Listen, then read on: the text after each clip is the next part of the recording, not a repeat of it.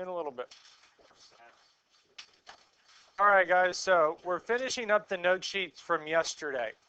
So what we talked about yesterday is we talked about horizontal and vertical translations, moving it up, down, left, or right. And then we talked about reflections, reflecting it across the x-axis. We mentioned y-axis, but we didn't actually see it or use it yet. And the last one is vertical stretch or vertical shrink. Now with vertical stretch and vertical shrink, we wrote it down. It is the A value. So for linear, I'll write these down on the whiteboard.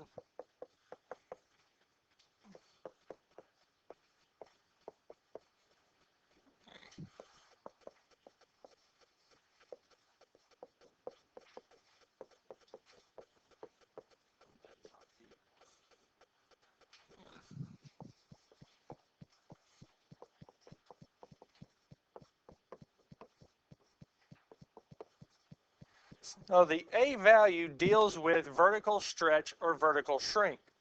Now we consider it to be a stretch if the value of A is greater than 1. If the value of A is greater than 1, it is a stretch. If the value of A is between 0 and 1, it is a shrink. So for linear, we're talking about A times x minus h plus k. So if this is between 0 and 1, it is a shrink. It is a vertical shrink. If it's greater than 1, it is a stretch.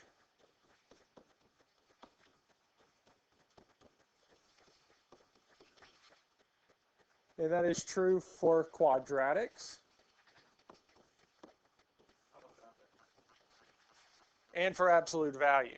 For any of these here, that A on the outside, if it's greater than 1, it is a stretch. It's stretching it. It's making the numbers increase faster. If it's between 0 and 1, so we're talking about possibly can be set up as a fraction or a decimal with a 0, or where the numerator is smaller than the denominator, the top of the fraction is smaller than the bottom, then it's going to be a shrink. And that's really what we're going to be finishing up. That is the last real part that we have for this here.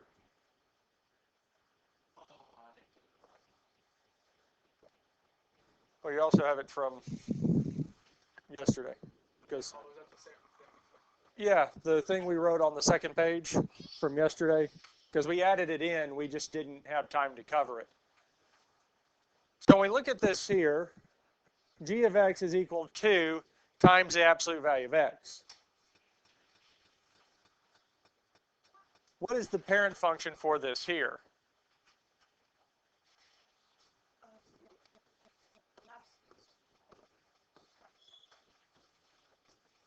It's absolute values because it has absolute value bars. That's how we can tell it's an absolute value function.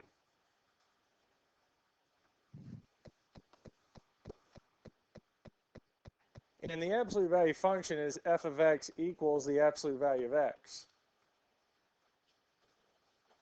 Well, the main difference from the absolute value of x and our new function is that we have 2 times the absolute value of x.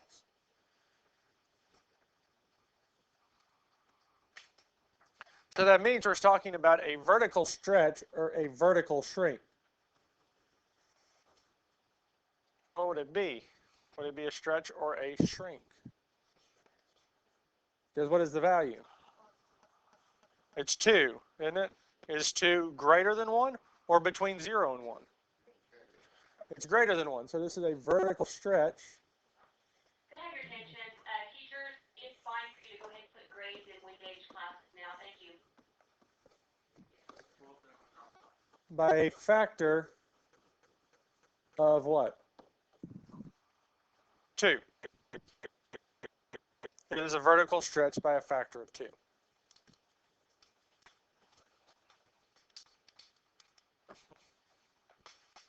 And that's it. That's all I have to say. Questions on this here? Are we good with this here? Okay.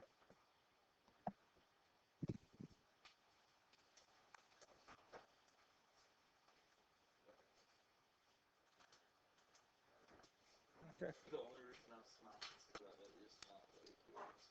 Okay. Let's look at this one here. So what is the parent function? It's the x squared.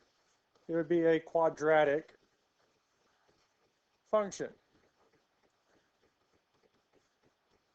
And I'm just going to write down what the parent function is. F of x equals x squared.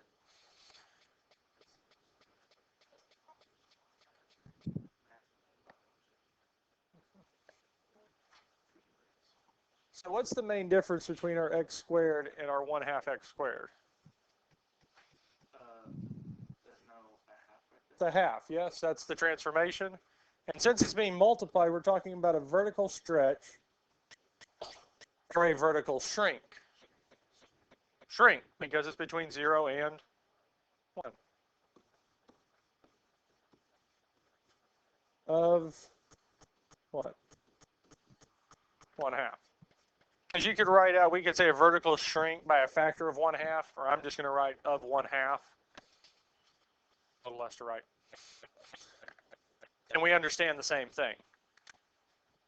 We understand what it's saying.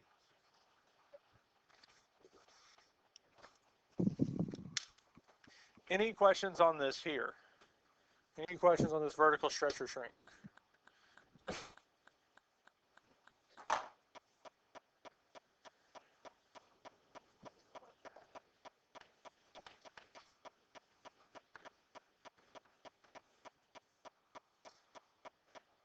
So what transformation would we have here? This would be a vertical stretch by? So vertical stretch of 3, yeah.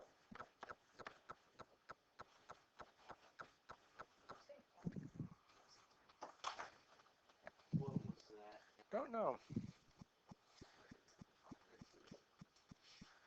It would be a vertical stretch of 3 because 3, what's being multiplied in front of the x, is greater than 1. So it is a stretch. Did you just fall? I was in the office. Okay. Any questions on this here? Okay.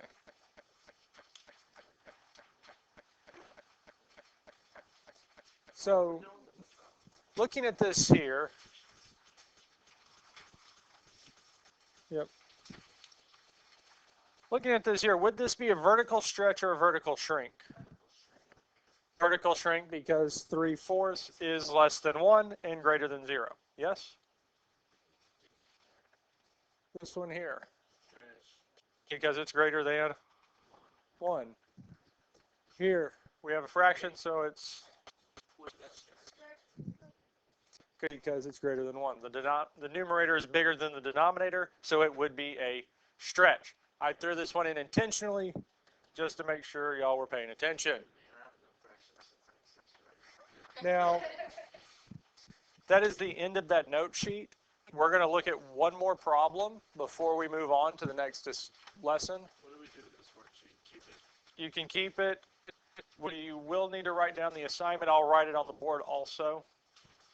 But what I wanted to look at this here is the fact that there can be multiple moves going on. Because when we look at this here, we have several things going on with this function. It is an absolute value function. But looking from left to right, we have a negative out in front of the x, out in front in the a spot. So that means it's a reflection, the x axis. Is it, okay, so if it's positive, is it across the y? If it is with the x inside is with across the y. If the negative is inside? And we'll see that more specifically in the next one. No, it's where it's a. Because where the a is located in these three, if it is negative, then it's a reflection across the x. There's not a spot for it where we wrote it today or wrote it yesterday. We'll look at it y in 1.3 and we'll see the difference there. Now, the plus 5 means it's moving to the 5, and then down 3.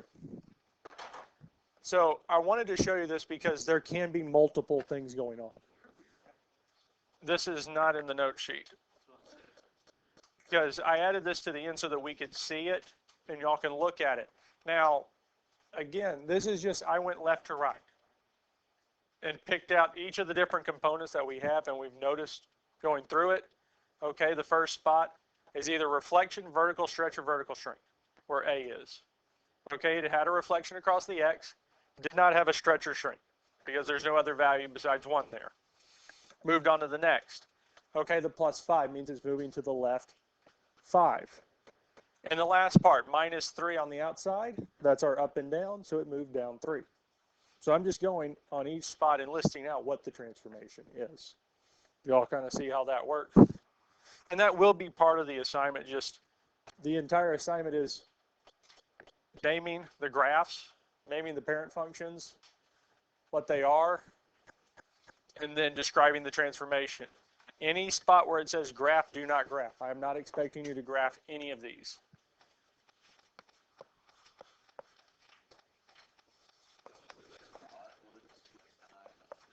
Yes.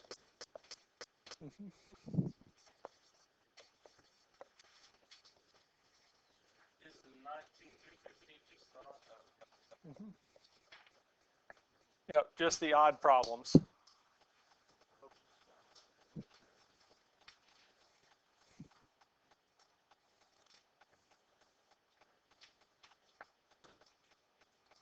So, obviously there are no homework questions because you literally just got the assignment. So, and the reason I'm doing this is because I'm wanting to keep you all on the same track. That's off of the last note, right? This is 1.3. This is the one you got today. So the homework's over this one? Homework was over last notes.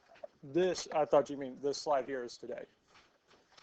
So this is not, we're not going to finish this today.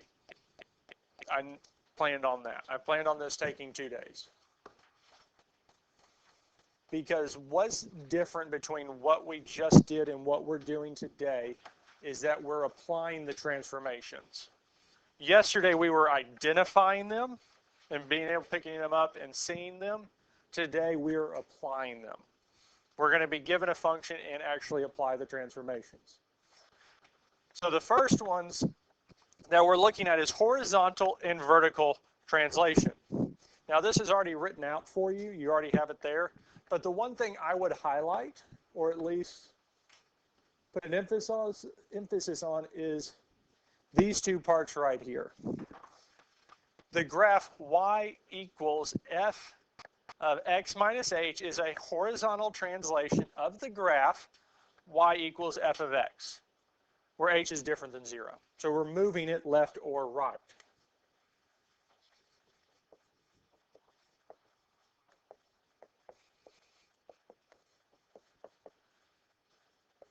And our vertical,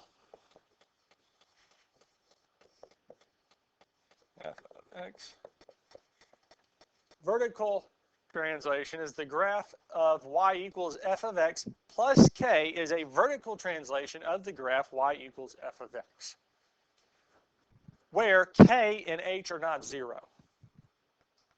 Well, because if I add 0 or subtract 0 from something, it doesn't change it, correct? So they put this in here to just make sure that case we don't even consider because it doesn't add anything to it. We want to focus on everything else. So that's what we have. Now, most of these here, when we talk about the core concepts or the terminology might be a little confusing, you're fine. Once we actually start delving into the examples, it's going to make more sense. This is the pure math. This is an explanation. Let's look at how it works. So this here is our first 2 that we're going to look at, dealing with horizontal and vertical translations. We're wanting to move the graph up, down, left, or right. So to start off with, we want to write a function g whose graph is a translation 3 units down of the graph f, is what we're doing. Now, when they say g, what they're really saying is, well, if I can write, g of x is a translation of 3 units down. Well, is that a vertical or horizontal movement? Vertical, up and down. Now, we said for vertical, is the translation y equals f of x plus k. I pointed at horizontal, I don't know why. So really what we're saying for this translation is it's the same as f of x plus k, because that is that movement up and down. Because the movement up and down is the value of k, that is what we're changing it. Now for us, the value of k is 3.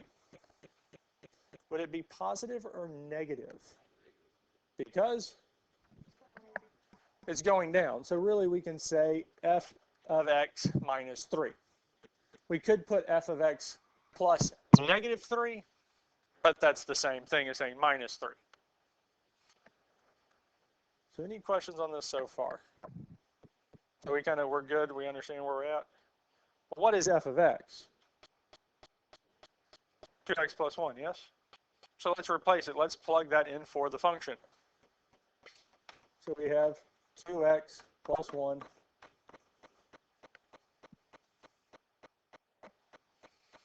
minus 3.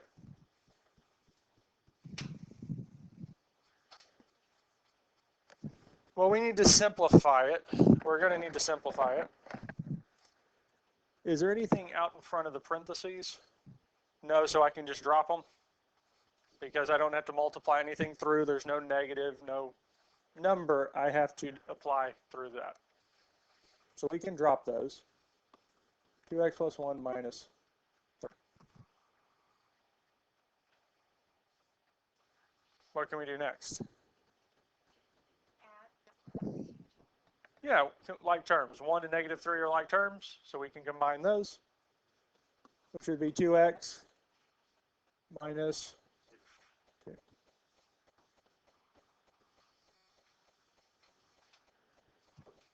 That's it. We have now translated the graph, 2x plus 1, down 3 units, which gives us the new equation, 2x minus 2. That's it.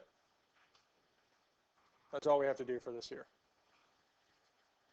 Questions on this here? We good? So the big thing was, really, we utilized this fact that f of x plus k, because that k is either a movement up or a movement down, to get to our new equation.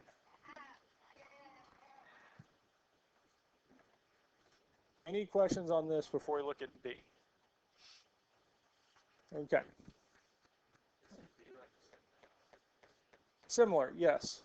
Now, you do not have to rewrite this. I'm rewriting that for myself because the original f of x is now out of sight for me.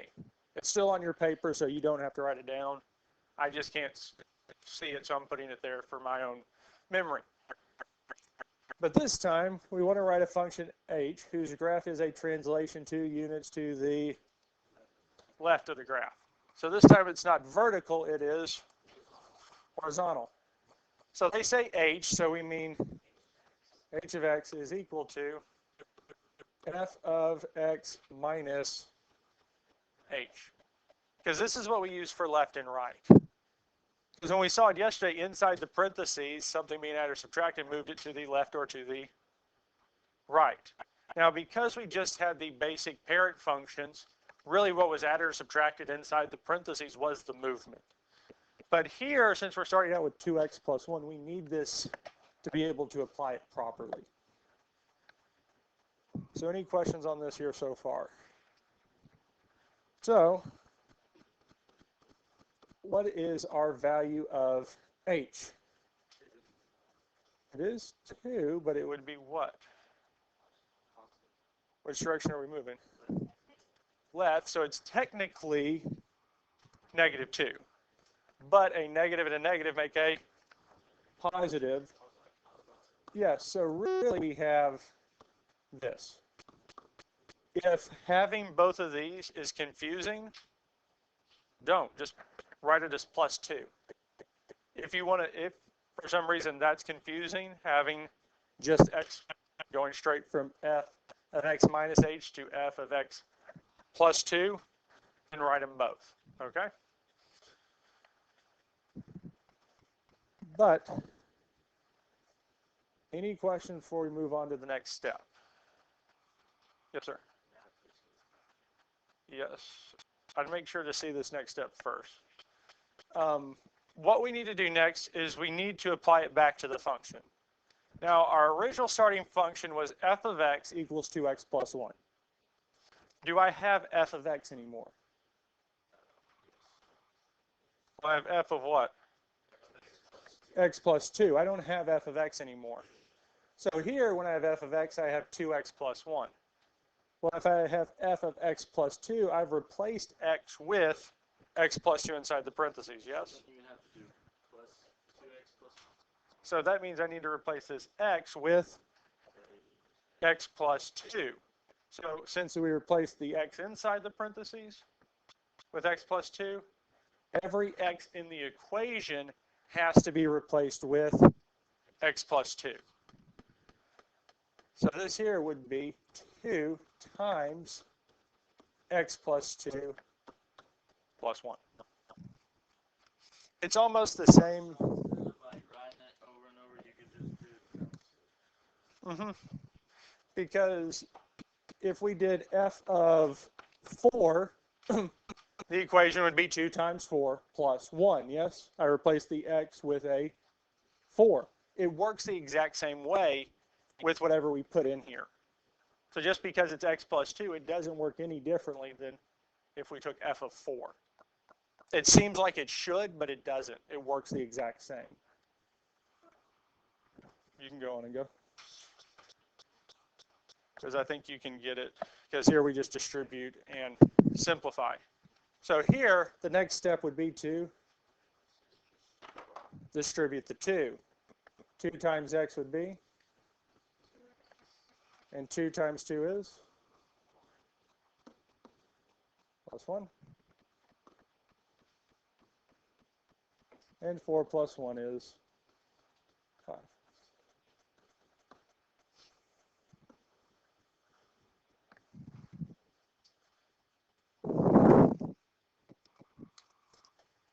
And that's it. Now with these here, because this is a linear function, it does seem like we just moved the function up 4.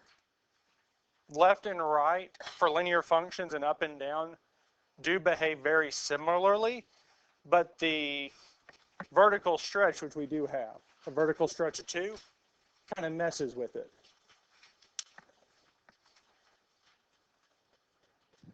As well, we took 2 steps to the left, yes? And if we have a vertical stretch of 2, 2 and 2 is, and how they went up, how far? 4. So that's why it seems that way. Linear equations are going to be the only ones that really deal with this. Quadratics, any higher degree polynomials, absolute values don't behave this way. It's just because it is a line, moving it up, down, left or right really cause the same thing because it's just a straight line. So it's one of the few that it does work this way or similarly to it.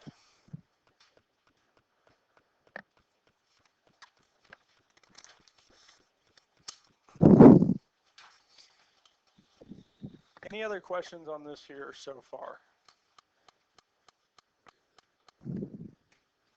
Okay.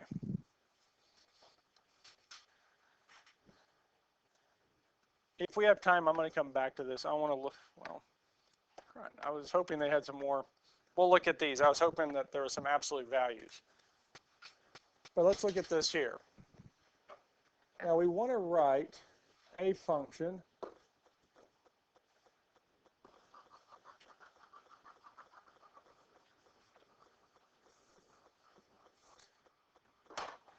we're going to get to it. I needed the space.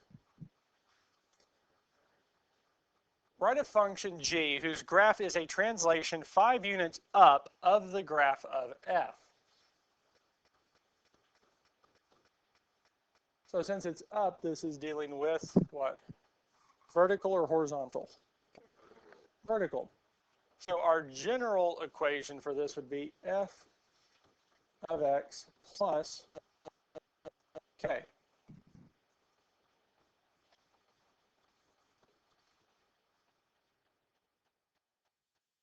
So our value of k is, and it would be positive. Because up is positive, down is negative.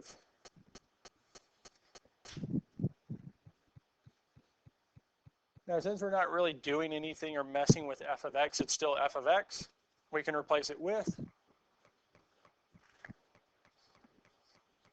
4x minus 9 plus 5.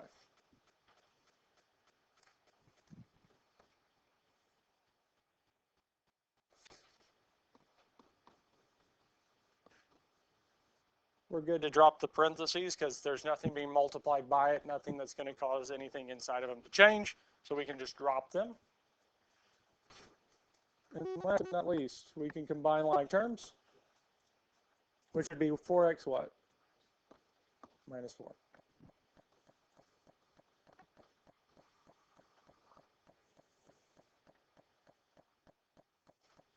Any questions on this here? We like these here, up, down, left, right. Essentially plug it into one of these two, which one it corresponds to, and then simplify down. Any questions on this here? Okay.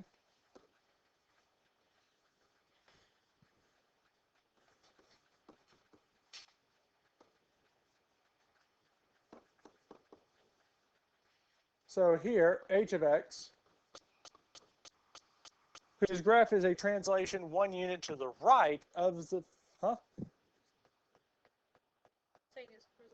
Yes, it is horizontal. Thank you. I'm a little deaf at times. So this would be f of x minus h. F of x minus h. And we're using this because it is horizontal.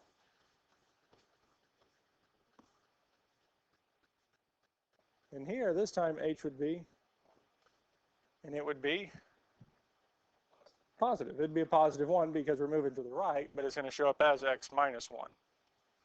It's a little, it's not as what it seems kind of deal, yes? Okay. So, this here, we only have one last thing to do with it, okay? Because we just have to plug it back into the function. Because again, we don't have x anymore. Like this one here, this is f of x. So we replace x with x minus 1. So that means I have to replace this x with x minus 1. So we'd have 4 times x minus 1 minus 9. Write that again. Minus 1 minus 9. And then we would need to distribute the 4. 4 times x is 4 times negative 1 is minus 9. 4x minus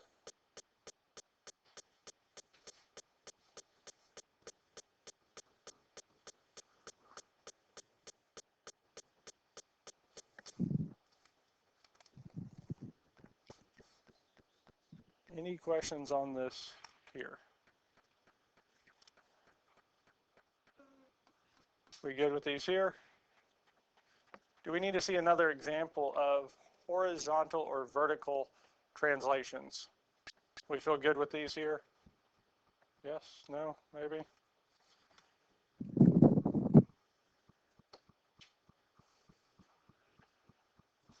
If not, I do have these up in the other hour, okay?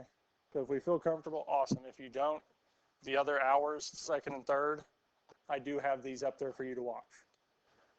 And if you have questions, we can always look at them tomorrow for more questions. Yeah, in the YouTube.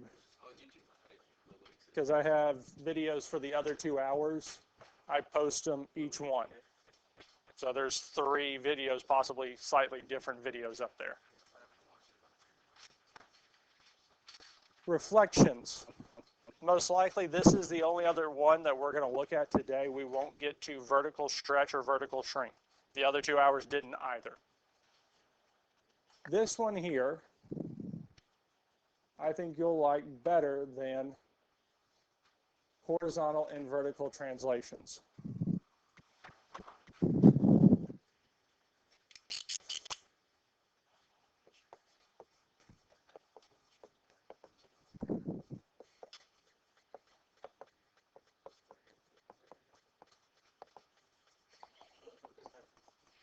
So if it's a reflection across the x-axis, it's our y equals negative f of x.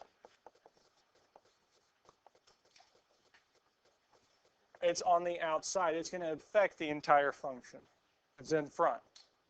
If it is across the y-axis, we have y equals f of negative x. The negative is inside. The difference between these two is y-axis, reflection across the y-axis, is affecting the input, what goes into the function. Because if the input was 2, well, now it's what? Negative 2 that's going in. Instead of it being on the right side of the graph for the x value, it's now on the left. If it was on the left, it is now on the right. It's changing what goes into the function. F of x is essentially y, because that's what we call it. And here it's now negative f of x. That means once we get the value out, if it was positive, it's now negative. And if it was negative, it's now positive. It's flipping it up and down. But what we're going to do is look at an example of both of these. And again, as you all saw earlier, once we get an example, it actually makes more sense than what it says in those boxes, yes? So here, write a function g whose graph is a reflection in the x-axis of the graph of f. So g of f. So our reflection of the x-axis, reflection across the x-axis, is y equals negative f of x. Because if it's across the x, we're dealing with negative f of x. Bless you.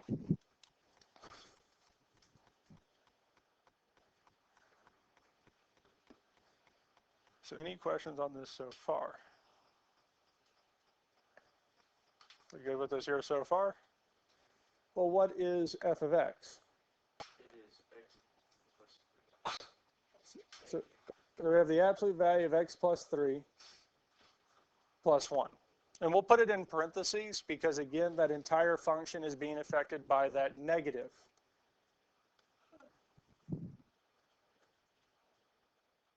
Because we just replaced f of x with the absolute value of x plus 3 plus 1. Any questions on this so far? So the only thing we have left to do is to apply the negative through. Essentially, we're multiplying everything by negative 1. Now, the negative 1 will not go into the absolute values. It will not go inside the absolute values. It will go out front.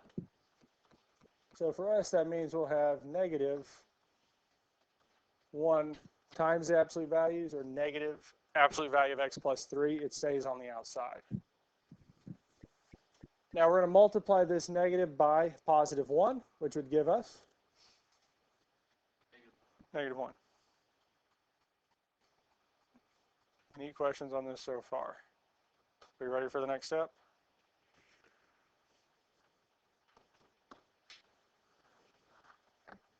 That's it. We've reflected it across the x-axis. That's all we have to do for this here.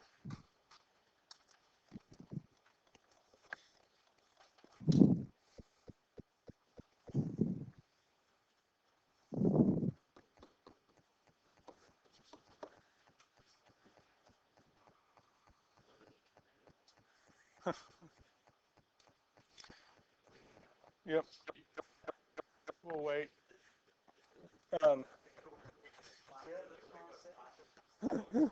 Nope. Here we go, guys. Last one for the day. So this here, we want to write a function h whose graph is a reflection in the y-axis. So for this here, guys, we're dealing with f of negative x, where the negative is inside the parentheses. This will be a reflection across the y. Well, really, now we're just replacing every x with negative x. That's the only real change. So that means here, f of x is our absolute value of x plus 3 plus 1. I'm just replacing x with the negative x plus 3 plus 1.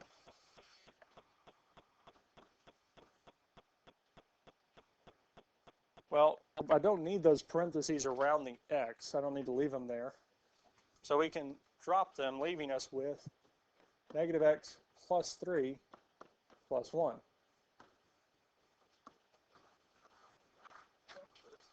And that's it.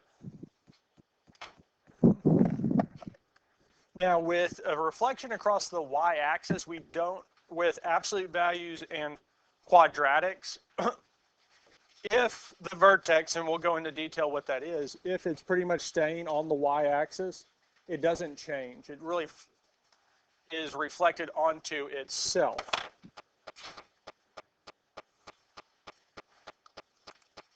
There's two more that we'll look at. We'll look at them tomorrow and then pick up with vertical stretch, vertical shrink, and then doing some combinations of them, and then we are done with 1.3. So that's all we're going to do. We're going to